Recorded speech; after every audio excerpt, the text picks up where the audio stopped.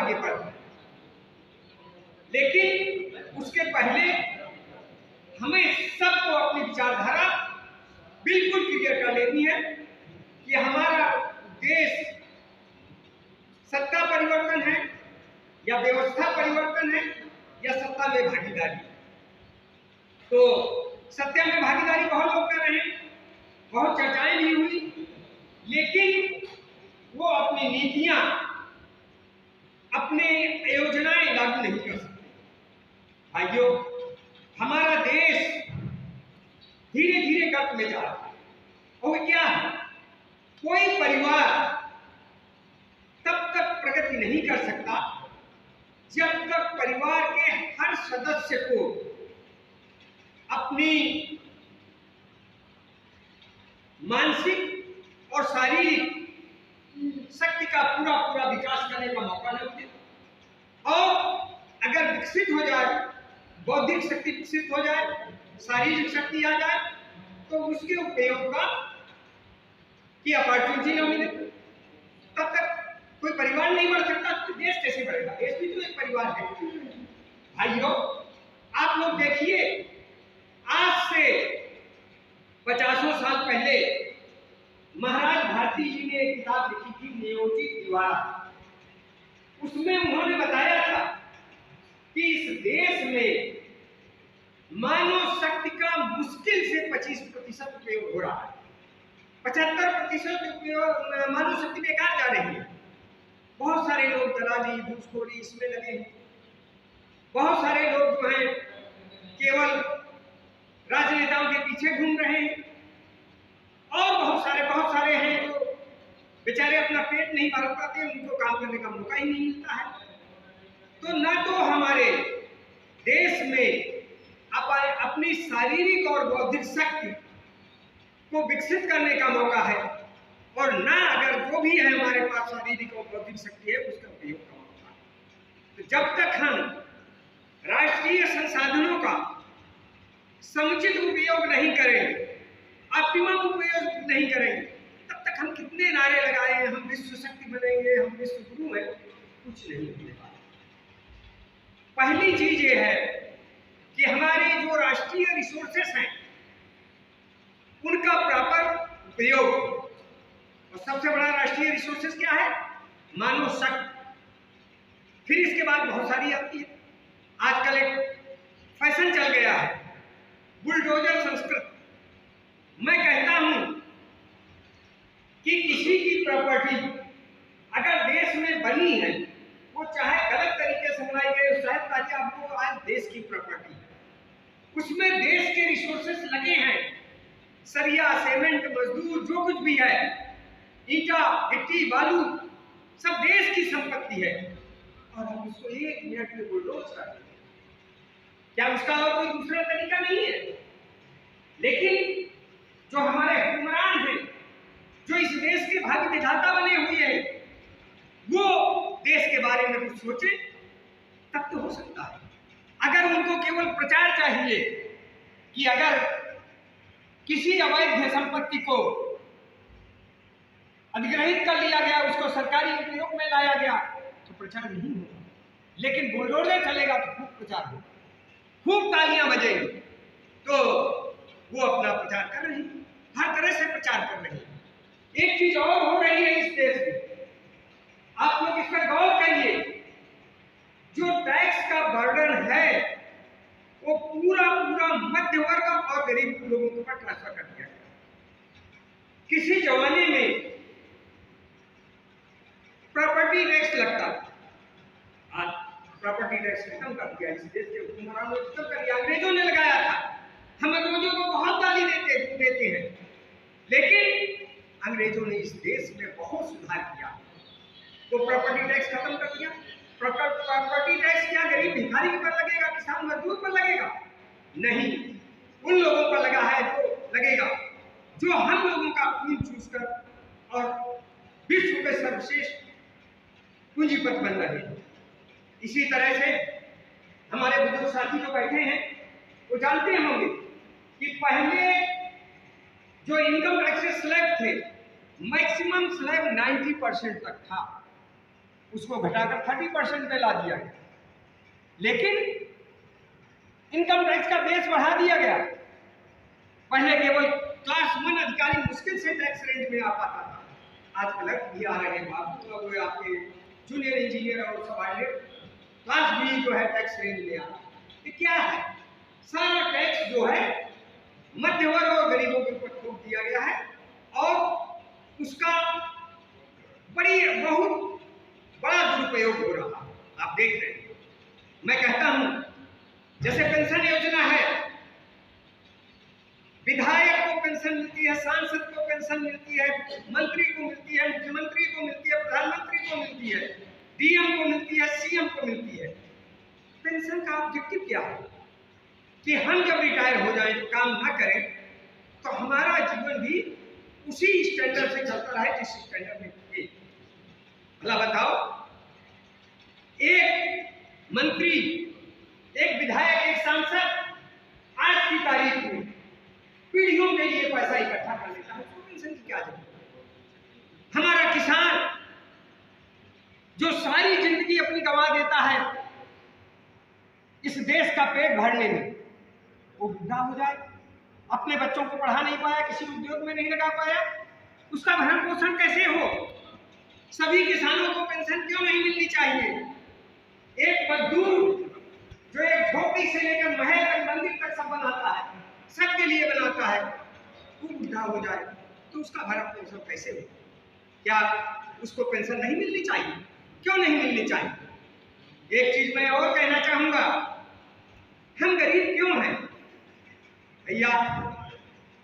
पैसा दो तरह से इकट्ठा होता है। एक तो हमारे पास पैतृक संपत्ति इतनी हो कि हमें कुछ करना ना पड़े, हमारे बाप दादी जो कमा कर रखे हैं उससे ही हम मालामाल हैं, कुछ करें या न करें। दूसरा तरीका यह है कि हम जो काम करें उसका उचित पैसा मिले। क्या इस देश में शोषित समाज के साथ कुछ हो रहा है? कदापि नहीं हो रहा। पहली बात, हम सभी भारत की संतान हैं। आप लोग सब जानते होंगे, हमारे साथी विश्वकर्मा भरत गांधी जी ने एक वोटर पेंशन का नाम दिया है। उन्होंने कहा है कि राष्ट्रीय संपत्ति जो भी है, जो खनिज संपदा निकलती है, जो वन संपदा है, उसमें हम सबका हिस्सा होना चाहिए। होना चाहिए, नहीं होना चाहिए? तो हमारी पैतृक संपत्ति लूटी जा रही है। धीरे धीरे खेत हमारा, पीढ़ियों से हमारा खेत है, उससे भी मिट्टी उठाएं तो टैक्स दें और परमिशन लें। ये नियम कैसे कैसे बनते जा रहे हैं? हम कब विरोध करेंगे इसका? हमें अपनी पैतृक संपत्ति में जो इस देश की नेचुरल संपत्ति है उसमें हिस्सा चाहिए, सबको बराबर चाहिए, चाहे अडानी हो और चाहे एक मजदूर। दूसरी बात कि सभी को शारीरिक और बौद्धिक विकास का पूरा पूरा मौका मिले और सभी को उस शारीरिक और बौद्धिक शक्ति के उपयोग करने का अवसर मिले, तभी हम अपने देश को आगे बढ़ा पाएंगे। तो भाइयों, इस दिशा में सोचकर आप लोग आगे बढ़िए, अन्यथा जो ये तीनों काम होते रहेंगे, सत्ता बदलती रहेगी, व्यवस्था भी थोड़ी बहुत बदलती रहेगी और सत्ता में भागीदारी होती रहेगी, इसमें कुछ हासिल नहीं होने वाला है। इसके लिए मैं निवेदन करता हूं अपने वरिष्ठ साथी मनोज जी से कि कुछ थाटफुल लोगों को बैठाकर आगे की रणनीति तय करें कि हम इस देश को मजबूत और सुदृढ़ करने के लिए कैसे आगे बढ़ें, हम सबको अधिकार कैसे दिला पाएं। एक बात और है, टैक्स स्ट्रक्चर में आज सारा टैक्स किसानों के ऊपर ट्रांसफर कर दिया गया। हम लोग जो कुछ खाते पहनते हैं उसी में टैक्स दिया जाता है। ये समझ लो टैक्स केवल आखिरी उपभोक्ता देता है, बीच में जो बैठे हैं सब टैक्स के दलाल। किसान खाता पहनता तो बहुत कुछ है, लेकिन खेत में जो भी फेंक देता है, खाद, बीज, पेस्टिसाइड, जुताई बुआई, डीजल, पेट्रोल, सब में टैक्स देता है। तो सारा टैक्स का बर्डन आज किसान के ऊपर डाल दिया गया। आप लोगों को इसमें विचार करना होगा और इसके लड़ाई लड़ने के लिए तैयार होना होगा। एक बात और है, आज हमारा सुप्रीम कोर्ट कुछ ईमानदारी से काम कर रहा है और बहुत सारी चीजें ला रहा है, लेकिन उसमें भी नकेल डालने की कोशिश की जा रही है। अभी सुप्रीम कोर्ट से एक फैसला आया था कि चुनाव आयोग की नियुक्ति जो है उसमें सुप्रीम कोर्ट का चीफ जस्टिस भी होगा, 3 आदमी होंगे, किसी एक की नहीं चलेगी। लेकिन अध्यादेश लाकर उसको पलटा जा रहा है। हम सब लोगों को सड़क पर उतरना चाहिए, हम लोगों को सड़क और गांव गली तक आंदोलन खड़ा कर देना चाहिए कि वो विधेयक को पास न करा सके। हाँ, हम लोकसभा और राज्यसभा में इस विधायक को नहीं रोक पाएंगे क्योंकि हमारे पास संख्या बल नहीं है। बस मैं इन्हीं बातों के साथ सबको नमस्कार करता हूँ, सबको बधाई देता हूँ। आप देखते रहिए जनता दल एवं इंडियन नेशनल रिपब्लिकन अलायंस की टीम जनता खबर आपका स्वागत करती है। आप सब देखते हैं जनता खबर। धन्यवाद। 3 बिंदुओं पर जो आपने चर्चा किया है, मूलतः किसी भी सामाजिक व्यवस्था, आर्थिक व्यवस्था, राजनीतिक व्यवस्था को चलाने के लिए ये 3 कारगर अस्त्र हैं। तो जैसा कि आपने कहा कि बैठना चाहिए हम लोगों को, हम तो तैयार हैं, किस भी स्थिति परिस्थिति में है। मैं तो कह रहा हूँ कि आप जिस दिन चाहे, जहाँ चाहे, फिर से 10 दिन के बाद, 15 दिन के बाद, भीड़ नहीं बल्कि लोगों, 15 आदमी, 20 आदमी जो तमाम विचारधारा सम्मत जीवन जीने के लिए एक संघर्ष कर रहे हैं, असंतोष कर रहे हैं, उन्हीं को बुलाइए। हम लोग बैठ करके बंद कमरे में चर्चा, उसके परमिशन की भी कोई जरूरत नहीं लगेगी। चाहे आप जो है हमारे, आप तो जा चुके हैं मानवतावादी भवन में, चाहे 2000 आदमी आ जाएंगे, वहाँ पर जो काम करके खाली में करवा लेते हैं।